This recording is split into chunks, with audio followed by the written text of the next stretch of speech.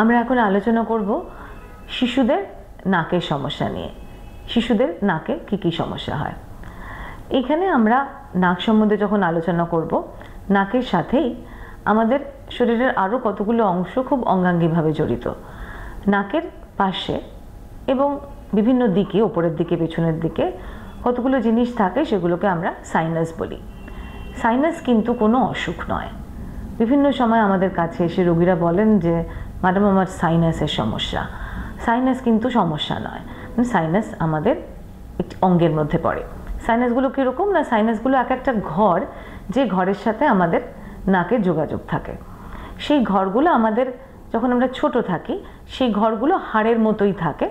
পরে সেগুলো নিউমোটাইজড হয়। নিউমোটাইজড হয় মানে সেইটার মধ্যে হাওয়া ঢুকে সেগুলো ঘরের মতো করে পরিবর্তন হয়। তো মোটামুটি 12-13 বছরের মধ্যে একটা বাচ্চার সমস্ত সাইনাস তৈরি হয়ে যায়। তো আমাদের সাইনাসগুলো কোথায় থাকে না, আমাদের গাল বা চিকবোনের মধ্যে দুখানা সাইনাস থাকে, আমাদের কপালে দুটো সাইনাস থাকে, আমাদের নাক আর চোখের মধ্যে উভয় দিকে 15 থেকে 30টা করে সাইনাস থাকে, এবং আমাদের নাকের একেবারে পেছনের দিকে, ঠিক বলা উচিত পিটিউটারি যেখানে থাকে তার তলায়, সেখানে আরেকটি সাইনাস থাকে। তো নাক বলতে যখন আমরা বুঝি বেশিরভাগ সময়, এবং নাক এবং এই সাইনাসগুলো, এগুলো যেহেতু নাকের আশেপাশে থাকে, আমরা ডাক্তারি পরিভাষায় তাদের বলি প্যারানেজাল সাইনাসেস। সো নাক এবং প্যারানেজাল সাইনাস, এগুলোর কী কী সমস্যা হয় সেটা নিয়ে আমরা আলোচনা করব। তো বাচ্চারা যখন আসে, সব ছোট ছোট বাচ্চাদের, এবং বেশিরভাগ ক্ষেত্রে দেখি আমরা যে বেশি ছোট বাচ্চা, মানে ধরুন 6 মাস বাচ্চা যারা মাতৃদুগ্ধের উপরে আছে, তাদের কিন্তু খুব একটা সমস্যা হয় না, কারণ তাদের উপরে ম্যাটারনাল ইমিউনিটি কাজ করে। তাদের প্রায় কোনো সমস্যা হয় না বললেই চলে। মাঝে মাঝে তাদের নাক কখনো কখনো একটু বলে স্টাফি হয়ে যায়, বা খাওয়ার সময় একটুখানি তারা অস্বস্তি বোধ করে। সেসব ক্ষেত্রে নাকের মধ্যে স্যালাইন নেজাল ড্রপ দিলেই ব্যাপারটা ঠিক হয়ে যায়, বেশিরভাগ ওষুধ তাদের লাগে না। বাচ্চারা যখন আরেকটু বড় হচ্ছে, 6 মাসের পরে, 1 বছরের পরে, যখন তারা বাইরের জিনিসপত্রের সাথে এক্সপোজড হচ্ছে, তখন তাদের বিভিন্ন রকমের সমস্যা হয়। একটা তো হয় যে নাকে সর্দি হচ্ছে, কারণ ইনফেকশন হয়েছে।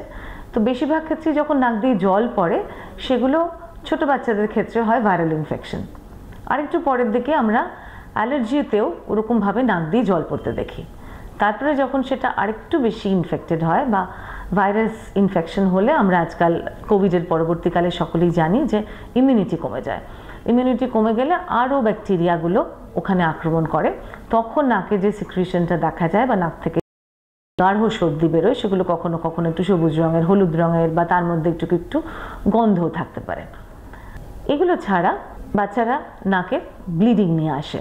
আমাদের ডাক্তারি পরিভাষায় তাকে আমরা বলি এপিস্ট্যাক্সিস। অনেক সময় হয় যে একটা বাচ্চা আমরা প্রথম দেখছি, কিন্তু তারা বলছে যে না অনেকবারই হচ্ছে, না ওর বাবারও তো নাক দিয়ে ব্লিডিং হতো, সেই জন্য আমরা আর আনিনি, এবার দেখছি খুব বেশি ব্লিডিং হচ্ছে সেই জন্য এনেছি। এটা কিন্তু ঠিক নয় যে বাবার ব্লিডিং হলেই নাক দিয়ে ব্লিডিং হবে, এমনটিও কোনো কথা নয়। বা আপনার শিশুর যদি নাক দিয়ে ব্লিডিং হয়, সেটা কিন্তু অনেক সময় এমনটিও হতে পারে যে কোনো একটা বড় সমস্যা সেখান দিয়ে ধরা পড়ছে। সেজন্য নাকে যদি ব্লিডিং হয়, তাহলে সেটা দেখিয়ে নেওয়াই ভালো। নাকের ব্লিডিং প্রধানত সাধারণ কারণেই হয়, এবং বাচ্চাদের ক্ষেত্রে খুব সামনের দিক থেকে হয়। তো সামনের দিকে নাকের মাঝখানে একটা হাড় এবং তরুণাস্থি দিয়ে তৈরি জিনিস থাকে, সেটা নাকের সেপ্টাম বলে, যেটা নাকটাকে দুটো ভাগে, এবং বলা উচিত যে মোটামুটি দুটো সমান ভাগে ভাগ করে। তারই মধ্যে কতগুলো ব্লাড ভেসেলস থাকে, রক্তবাহ থাকে, যেগুলো খুব প্রমিনেন্ট, এবং তারা একটা জায়গায় এসে একে অপরের সাথে মেশে। তো সেই জায়গাটায় অনেক সময় ঘষা খেয়ে যায়। একটা বাচ্চা কখনো কখনো নাক চুলকুচ্ছে বলে নাকের মধ্যে আঙুল ঢুকিয়ে দিতে পারে, সেখানকার জন্য ওই জায়গাটা কেটে যায়। বা নাকটাকে খুব ঘষতে থাকে বাচ্চারা, ঘষার জন্য তাদের ওই জায়গাটা ছড়ে গিয়ে ওখান থেকে ব্লিডিং হতে পারে। সেটা যদিও সাধারণ সমস্যা, কিন্তু একটা জিনিস মনে রাখা উচিত যে অনেক সময় মাইনর কোয়াগুলেশন ডিসঅর্ডার, কোয়াগুলেশন মানে রক্ততঞ্চন, রক্ততঞ্চনের জন্য আমাদের শরীরে অনেকগুলো পাথওয়ে আছে, অনেকগুলো সিস্টেম আছে, অনেক রকমের মিডিয়েটার আছে, যারা যখন কখনো রক্ত বেরিয়ে পড়ে, ঠিক জায়গায় না হয়ে কোথাও কেটে গেলে রক্ত বেরিয়ে পড়ে, বা যেখানে রক্ত বেরোনোর নয় সেখানে বেরিয়ে পড়ে, সেই সব ক্ষেত্রে রক্তকে জমিয়ে দিতে, যাতে রক্ত আর যাতে লস না হয়, ব্লাড লস না হয়, তার চেষ্টা করে। তাকে বলে হচ্ছে রক্ততঞ্চন বা কোয়াগুলেশন। এই কোয়াগুলেশনের কোনো কোনো যদি মেজর ডিসঅর্ডার হয়, যদি বড় কোয়াগুলেশনের ডিসঅর্ডার হয়, অনেক ছোটোবেলায় আমরা দেখতে পাই যে একটা বাচ্চা হাঁটতে শুরু করলো, যে তখনই একটা একটুখানি সামান্য লাগলো, তাতে এমন হাঁটুটা কালো হয়ে গেল, তখন তাকে পরীক্ষা নিরীক্ষা করিয়ে দেখা গেল যে একটা বড় সমস্যা হচ্ছে। কিন্তু এই রক্ততঞ্চনের অনেক ছোটোখাটো সমস্যাও থাকে। সেই ছোটোখাটো সমস্যাগুলো অনেক সময় এই নাকের ব্লিডিং বা এপিস্ট্যাক্সিস এগুলোর মাধ্যমে প্রথম প্রকাশ পায়। সুতরাং তাকে হেলাফেলা করা উচিত নয়, একটুখানি ডাক্তারের পরামর্শ নিলে খুব ভালো হয়। বাচ্চারা আরও একটা সমস্যা নিয়ে খুব আসে, আমরা বলি নাকের ফরেন বডি। যে জিনিস নাকে ঢোকাবার কথা নয়, তারা সেগুলো নাকে ঢুকিয়ে দিচ্ছে। আপনারা ছোটোখাটো জিনিসপত্রগুলো বাচ্চার কাছাকাছি রাখবেন না। এটা বলা হয়তো সহজ, অনেক সময় হয় না। কিন্তু যদি কখনো কেউ ভুলক্রমে কিছু ঢুকিয়ে ফেলে, সেটা অনেক সময় হয় কোনো অ্যানিমেট জিনিস, মানে যেটা প্রাণ আছে, ধরুন ছোলা ঢুকিয়ে ফেললো, সেসব ক্ষেত্রে আরও বেশি সমস্যা। কারণ সে নাকের মধ্যে ঢুকে সে নাকের আশপাশে যেটা জলীয় পদার্থ আছে সেগুলোকে নিয়ে সে আবার ফুলে উঠে আটকে যায়। বেশিরভাগ ক্ষেত্রে খুব হয় তারা পুঁথি কিংবা থার্মোকলের বল ঢোকায়, সেগুলো কিন্তু আরও ভেতর দিকে চলে যেতে পারে। থার্মোকল বলটা খুব সমস্যার বিষয়, কারণ হালকা বলে পেছন দিকে চলে যাওয়ার একটা সমস্যা থাকে। যেটা আপনারা একেবারেই করবেন না, আপনারা নিজেরা বার করার চেষ্টা করবেন না। কারণ যখন বাচ্চাটি নিজে ঢোকায়, বাচ্চাটি একটা নির্দিষ্ট দূরত্ব অবধি ঢোকাতে পারে। সেটা যদি আপনারা স্পেশালিস্ট আমাদের কাছে নিয়ে আসা হয়, দেখা যায় যে আমরা খুব চাপ নিয়ে কিন্তু তবুও সহজেই সেটা বার করে ফেলতে পারি। কিন্তু সেটা যদি আরও একটু ভেতরে ঢুকে যায়, তখন কিন্তু শ্বাসনালীতে চলে যাওয়ার সমস্যা থাকে। সেটা একেবারেই করবেন না। এই সূত্রে আরেকটা কথা বলার, আমি কিছুদিন আগেই সেরকম একটি বাচ্চা দেখলাম, একটা নাকে খুব দুর্গন্ধ বেরোচ্ছে এবং বেশ মাসখানেক ধরে বেরোচ্ছে। এই সব ক্ষেত্রে কিন্তু মনে রাখতে হবে, বাচ্চা ভুলক্রমে কোনো একটি জিনিস নাকের মধ্যে ঢুকিয়ে দিয়েছে, এবং সেটা হয়তো পুঁথি বা থার্মোকলের বা ছোলার মতো কোনো বড় জিনিস নয়, ছোটোখাটো জিনিস। সেজন্য সেটা আপনাদেরও নোটিসে আসেনি, বা বাচ্চা ছোট বাচ্চা সে বলে উঠতে পারেনি। এমন সময় হয় বাচ্চা কাগজ ঢুকিয়ে দিয়েছে, অনেকখানি কাগজ সে নিজে টেনে বার করতে পেরেছে, কিন্তু কিছু একটা পোর্শন রয়ে গেছে। 1 মাস বাদে একটা নাকের দিকে প্রচণ্ড গন্ধ আসছে, বিশেষজ্ঞ ডাক্তারের কাছে নিয়ে যান। কেননা এর প্রথম কারণ হচ্ছে যে একটা পুরনো ফরেন বডি নাকের মধ্যে ঢুকে আছে, তার থেকে কিন্তু পরবর্তীকালে ইনফেকশন হতে পারে। আমি যেহেতু অনেকদিন ধরে বাচ্চাদের নাক কান গলা দেখি, একটা সমস্যা নিয়ে আমার কাছে মাঝে মাঝেই বাচ্চারা আসে, বাচ্চাদের মা বাবারা এসে বলেন যে নাকের মধ্যে পলিপ হয়েছে। তারপরে আমরা নাক দেখে দেখি না তো পলিপ হয়নি। এই যে আমরা আগে সাইনাস নিয়ে আলোচনা করছিলাম, বাচ্চাবেলায় কিন্তু সবকটা সাইনাস ডেভেলপ করে যায় না। হ্যাঁ, আমাদের জন্মের সময় এথময়েড সাইনাসটা থাকে, তারপরে আস্তে ধীরে বিভিন্ন সময় বিভিন্ন সাইনাস তার নির্দিষ্ট টাইমে সে তৈরি হয়, এবং প্রথমে ছোট থাকে, তারপর থেকে আরেকটু বড় হয়। 12 বছর 13 বছরের মধ্যে সবকটা সাইনাস ডেভেলপ করে যায়। বাচ্চাদের কিন্তু তেমন পলিপ হয় না, খুব বেশি সর্দি না হলে, কারণ পলিপ তৈরি হতেও একটা সময় লাগে। সেজন্য বাচ্চাদের এত বেশি পলিপ কিন্তু দেখা যায় না। বাচ্চাদের সাইনোসাইটিস হয়, বাচ্চাদের খুব সিভিয়ার এথময়েড সাইনোসাইটিস হয়, যেখানে বাচ্চাদের চোখ ফুলে যায়।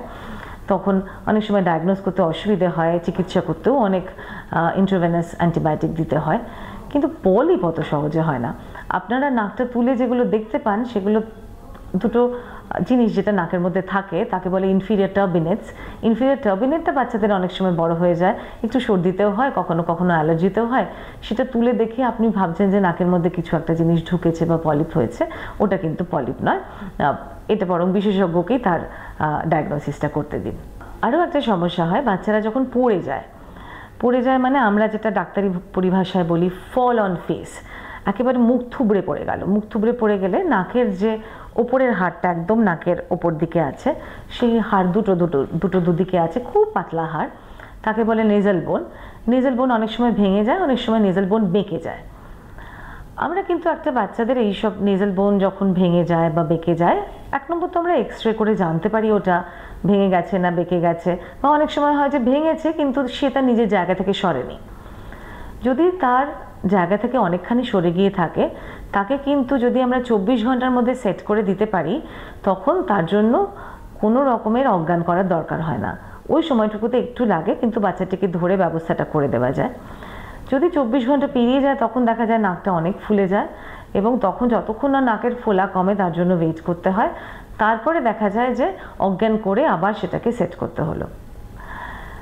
আমরা এটাও দেখেছি যে এই যে নাকের আঘাত সেটা ছোট বাচ্চাদেরও যেমন হয়, বা আরেকটু বড় বাচ্চা যারা খেলাধুলো শুরু করেছে তাদের ক্ষেত্রে নাকে একটা বল এসে লাগলো, বা একটা অন্য কারো ব্যাট চালাতে গিয়ে তার নাকে লাগলো। এই চিকিৎসাগুলো যদি আমরা সময় মতো করতে পারি, কারণ বেশিরভাগ ক্ষেত্রেই দেখা যায় যখন ওই নেজেল বোন ফ্র্যাকচার হয় তার সাথে সাথে নাকের যে সেপ্টাম বলেছিলাম, দুটো নাকের মধ্যে যে অস্থি এবং তরুণাস্থি দিয়ে তৈরি একটা জিনিস, সেই সেপ্টামেরও ফ্র্যাকচার হয়, যার জন্য নাক থেকে ব্লিডিং হয়। কিন্তু এই ধরনের নাকের আঘাতজনিত সমস্যাগুলো যদি আমরা তক্ষুনি প্রতিকার করতে পারি, বেশিরভাগ ক্ষেত্রে বলা হয় দেরি হয়ে গেলেও যেন 3 সপ্তাহের মধ্যে যেন প্রতিকার করতে পারি, সেই সব ক্ষেত্রে কিন্তু পরবর্তীকালে নাক বেঁকে গেছে বলে অপারেশন অনেক কম করতে হয়। সুতরাং আঘাতের সমস্যাগুলোর তক্ষুনি সমাধান করুন। যত দিন যাচ্ছে আমরা দেখতে পাচ্ছি নাকের অ্যালার্জি এবং তার সাথে সাথে অ্যাসমা খুব বেড়ে চলেছে। আমি যখন আজকে 20 বছর আগে প্রথম প্র্যাকটিস শুরু করি, তখন ধরুন 10 জন পেশেন্টে দেখলাম নাকের অ্যালার্জি আছে, তার থেকে হয়তো দেখা যেত 3 জন বা 5 জনের পরবর্তীকালে অ্যাজমা হওয়ার চান্স থাকতো বা হতো। এবং কিছু ব্যবস্থা দিয়ে কিছু প্যারামিটার দিয়ে আন্দাজ করা যায় যে কার ক্ষেত্রে অ্যাজমা হতে পারে।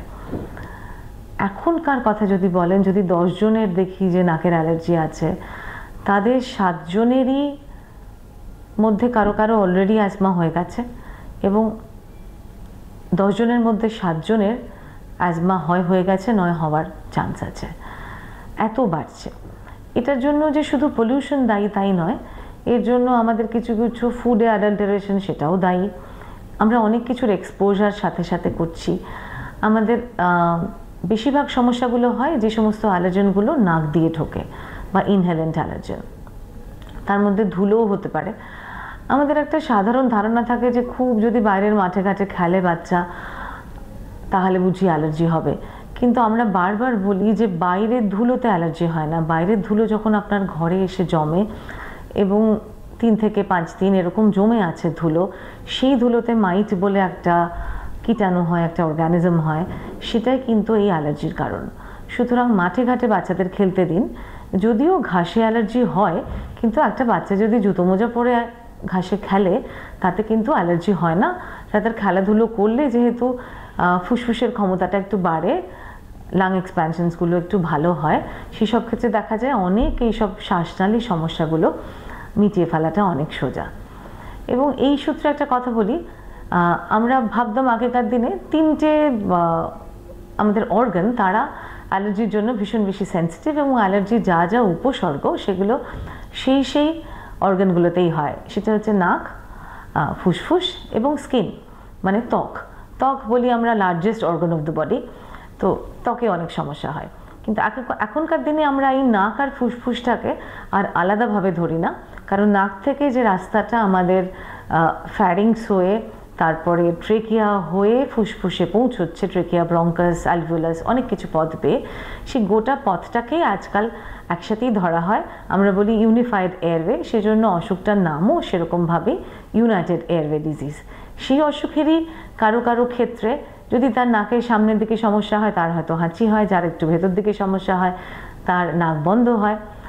তারই পিছন দিকে গিয়ে যেখানে নাক আর কানের একটা যোগাযোগের রাস্তা আছে, অ্যালার্জি হলে অনেকের ক্ষেত্রে কান বন্ধ হয়। কান বন্ধ নিয়েই আসছে আমাদের কাছে, আমরা দেখলাম তার নাকের অ্যালার্জি আছে।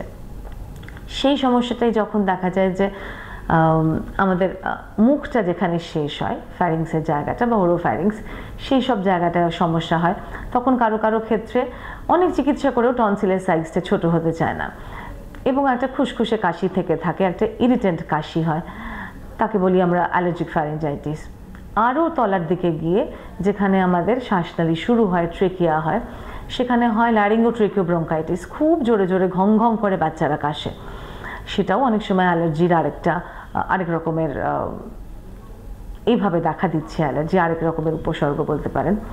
এবং সেই সমস্যাটাই যখন আবার ফুসফুসে চলে যায় তখনই সেটা অ্যাজমা হতে পারে।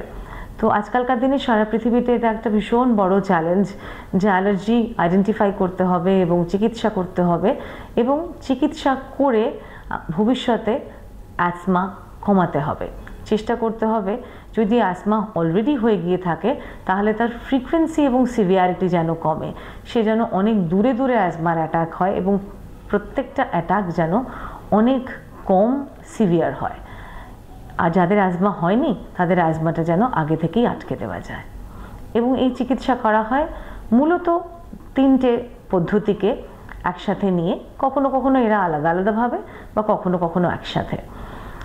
সেটা হচ্ছে যে এনভায়রনমেন্টাল থেরাপি, মানে যেখানে অ্যালার্জেনকে আইডেন্টিফাই করা হয় এবং সেই অ্যালার্জেনগুলো যাতে শরীরে না ঢোকে সেই ঢোকার পথটা বন্ধ করা হয়। আরেকটা হচ্ছে ফার্মাকোথেরাপি, মানে ওষুধ। ওষুধের মধ্যে কিছু কিছু থাকে মুখের ওষুধ এবং কিছু কিছু থাকে স্প্রে ওষুধ। স্প্রেতে স্টেরয়েড থাকে শুনে সবাই খুব ভয় পান যে এটাতে স্টেরয়েড আছে তাহলে নেব। তো এই ক্ষেত্রে বলার যে নাক দিয়ে যে স্টেরয়েডগুলো নেওয়া হয় সেই স্টেরয়েডগুলো আপনার রক্তে অ্যাবজর্পশন হয় না, রক্তের সাথে মেশে না, সেগুলো শুধু শুধু ওইখানেই লোকালি কাজ করে।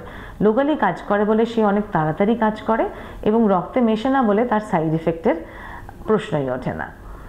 আরেকটা জিনিস হয় ইমিউনোথেরাপি, সেটা একরকমের ভ্যাকসিনেশন। যখন দেখা যায় যে ওষুধ বা অ্যালার্জেন অ্যাভয়েডেন্স এইগুলো দিয়ে একটা অ্যালার্জিকে আমরা সারাতে পারছি না, সেই সব ক্ষেত্রে ইমিউনোথেরাপি সাহায্য নেওয়া হয়।